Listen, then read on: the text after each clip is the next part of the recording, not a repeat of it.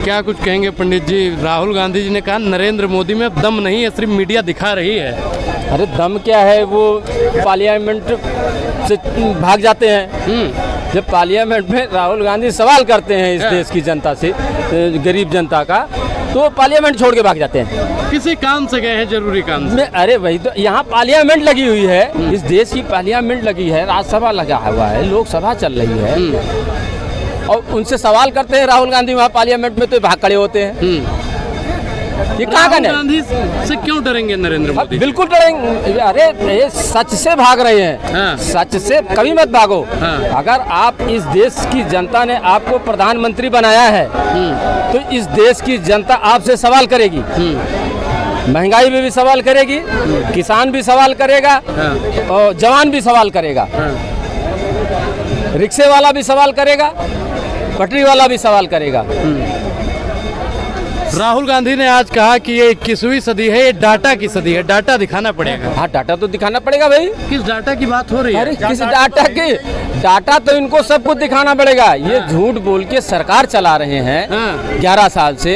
अच्छे दिन आ गए, अच्छे दिन आ गए, 15 लाख रुपए गायब हो गए इनके। लोगों ने अपनी जेब दिखा दी, अपने लोगों ने गुल्लक फिरवा दी। अब सुनो, अपनी लोगों ने, गरीब लोगों ने गुल्लक फोड़ फोड़ के और इनको पैसा दे दिया। 2016 में नोटबंदी हुई, कितने लोग मर गए लाइन लगा के कि अच्छे दिन आएंगे, 15 लाख आएंगे, 2 करोड़ नौकरियां मिलेंगी। कहाँ गई? कहाँ गए? लोग पूछ रहे हैं। प्राइवेट सेक्टर को सब कुछ दे दिया, बड़े बड़े उद्योगपति ले आ रहे हैं लूट के, और उनके हाथ में झंडा पकड़ा दिया, तुम झंडा लेके घूमते रहो, और लोग लूटते रहे इस देश को। गरीब को झंडा पकड़ा दिया, ये झंडा पकड़ा के पूरे देश में घूमते रहो, और ये लूटते रहे, ये लूटते रहे देश को। इतने टैक्स माफ कर दिए, उनकी बात लोग करते नहीं है। 16 लाख करोड़ खा लिया, 16 लाख करोड़। सुनो, उनकी बात नहीं करते हैं। अगर रेडी लगाने वाला अगर 20,000 10,000 रुपए अगर उसको नहीं दे पाया, अपनी गरीब नहीं उसका काम हो पाया, तो उसके घर ईडी भिजवा दो। अभी तो ईडी कहाँ भेजाएंगे पता है आपको? ईडी उसके घर जाएगा। किसके घर जाएगा? रिक्शा चलाने वाले घर जाएगा। किसके घर जाएगा? रेडी चलाने वाले घर जाएगा। किसके घर जाएगा? क्या कहते हैं, किसान के घर जाएगा। और ईडी कहाँ नहीं जाएगा? उद्योगपतियों के यहाँ नहीं जाएगा, वहाँ इनको डर लगता है। वहाँ उनको यहाँ डर लगता है। अजित पवार के यहाँ नहीं जाएगा, वहाँ उनको यहाँ नहीं जाएगा। जो लोग लूट रहे हैं इस देश को, जो लोग लूट रहे हैं, उनके घर नहीं जाएगा। नहीं जाएंगे। और हम लड़ेंगे, शर्मा जी, लड़ेंगे। शर्मा जी बोलिए ना कैमरा। रोड, हाँ बताइए। राहुल गांधी जी ने कहा कि डाटा युग चल रहा है। दूसरी बात उन्होंने कही कि जो राहुल गांधी कह देता है वो करता जरूर है। हमारी बहन प्रियंका से वो तो करता ही है। इनके राहुल गांधी तो कितने दिन से बोल रहा था जनगणना करवाओ, जनगणना करवाओ। ये क्यों जनगणना करवाने के तैयार हुए? पहले करवाना चाहिए था ना इनको, बाद में उसी पे तैयार हुए। अभी तो और कुछ करेंगे। जो करेंगे? अरे ये जो राहुल गांधी कहेंगे वो करेंगे। कर्नाटक में हमारे हाथ में बहुत मजबूत डाटा लग गया है। बिल्कुल डाटा लग गया। बिल्कुल, अभी तो इनको देंगे। अभी इनसे चुनाव आयोग से पूछा गया कि महाराष्ट्र का दीजिए, तो वहाँ का तो दिया नहीं इन्होंने, दाएं बाएं निकल रहे हैं। अरे चुनाव आयोग कहते हैं सुप्रीम है, कोर्ट ने क्या कहा? आप सुप्रीम हो, तो ठीक है। अगर आप सुप्रीम हो, अगर आप सुप्रीम हो तो आप ईमानदारी बरतो ना। आप चुनाव ईमानदारी से कराओ ना इस देश में। चुनाव प्रक्रिया ही इस देश की मजबूत स्तंभ है। इस देश का अगर चुनाव गड़बड़ हो गया तो देश गड़बड़ हो गया। जी धन्यवाद, धन्यवाद। हाँ, अगर चुनाव गड़बड़ हो गया और गरीबों का अगर चुनाव चोरी हुआ तो ये देश खत्म हो जाएगा। जी धन्यवाद, धन्यवाद जी।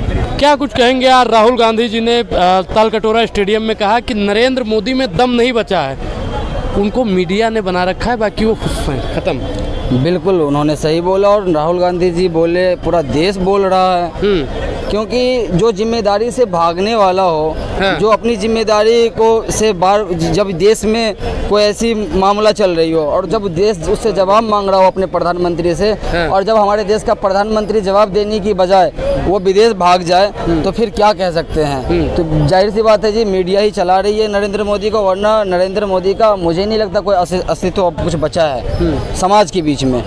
क्योंकि वो शुरू से जिम्मेदारी से भागे हैं। और इनका आप पहले से इनका इतिहास उल्टा के देख लो कि ये कितने भागे हैं। कहाँ भागे हैं बता दे रहा हूँ।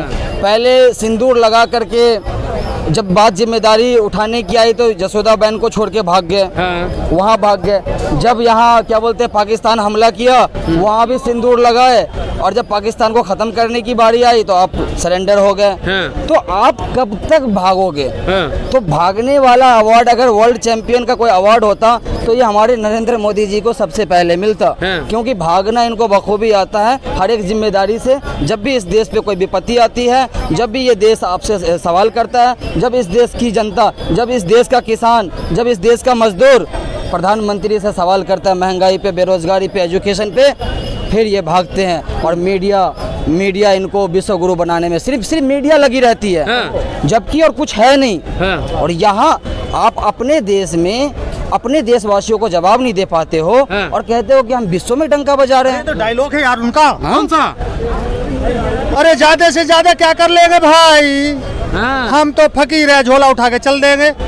मुझे मैं वही तो उन अंधभक्तों से पूछना चाहता हूँ भाई कि वो कौन सा फकीर है जो बिना किसी पद पे रहते हुए मैं अमेरिका भी घूम लिए। वो कौन सा फकीर है? अभी लोकसभा में एक एमपी ने ये बयान दिया था कि हमारे देश के 2 लाख नागरिक जो अमीर हैं, गरीब तो जा नहीं पाएगा, उसके पास तो रेल का टिकट के पैसे नहीं होते। 2 लाख आदमियों ने भारत की नागरिकता छोड़ दी है। इससे भयानक स्थिति इस देश की और क्या होगी? क्यों वहाँ की नागरिकता प्रदान की है? क्या आपको क्या लगता है? सुनिए, क्या लगता है आपको? राहुल गांधी जी ने कहा कि मोदी के अंदर दम नहीं है। अरे सुन तो ले, राहुल गांधी तो बात की बात है। तो वे उद्योगपति, उन्होंने वहाँ की नागरिकता प्रदान की है, वो किस कारण से की है भाई? ऐसा क्या भारत में कुछ योग्य जगह नहीं है या योग्य सरकार नहीं है? ऐसा कारण क्या है? 80 करोड़ लोगों को तो राशन में ही जिंदगी जी रहे हैं लोग, जबकि यहाँ की अर्थव्यवस्था क्या है? कृषि है। नौकरी से ज्यादा लोग खेती करते हैं और उत्पादन भी बहुत ज्यादा होता है अनाज का, सब कुछ का। लेकिन यहाँ के लोग फिर भी भूखे मर रहे हैं। कहता है मैं राशन देता हूँ भाई, जबकि असलियत क्या है? हमारे देश की जनता 2 लाख करोड़ रुपए जनता हर महीने जीएसटी देती है। इस जनता का लूटने का श्रेय सिर्फ जो ये भाई साहब कह रहे हैं उनको ही जाता है। किनको जाता है? आप भी नाम बताइए भाई साहब। अब देखो, यही कमी है कि ये लोग खुल के नाम नहीं लेना चाहते। देशभक्ति यही को किसी को कहते हैं कि आप नाम ले। डर क्यों रहे हो? सुनो, एक जजमेंट घुमा फिरा के देता है, एक सीधे स्वभाव में देता है। अभी सुप्रीम कोर्ट ने एक गाइडलाइन तैयार की है जो महिलाओं के ऊपर है। वो इतनी बेस्ट है कि हम जिस जज ने ये गाइडलाइन बनाई है हम उनको सैल्यूट करते हैं, क्योंकि हमारे देश में यहाँ पद और पावर का दुरुपयोग किया जाता है। अरे इन्होंने बोला कि देश की जनता जीएसटी पे करती है, और वो जीएसटी का पैसा जा तो रहा है उनके सगे संबंधी के पास में। अडानी को नहीं जानते हैं? अरे अडानी के पास जा रहा है ना जी, देश का तरक्की तो करवा रहे हैं। जमीन अडानी को बेच रहे हैं, जो आपकी संपत्ति अडानी को दे रहे हैं, उस पे सवाल करो। आप करोगे? खुल के करो, सवाल बोलो। किसका? भैया मुकेश अंबानी को सब जानते हैं भाई, जानते हो? अनिल अंबानी को भी जानते होंगे, अनिल अंबानी को भी जानते होंगे, बहुत कम जानते होंगे।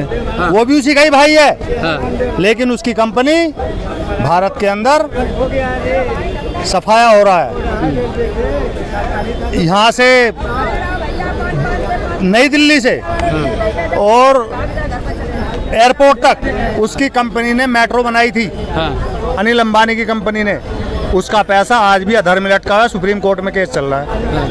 अगर मुकेश अंबानी की कंपनी बना दी होती तो सारा मामला फिनिश हो गया होता। तो भैया जो जिसका खाएगा उसी के गुण गाएगा।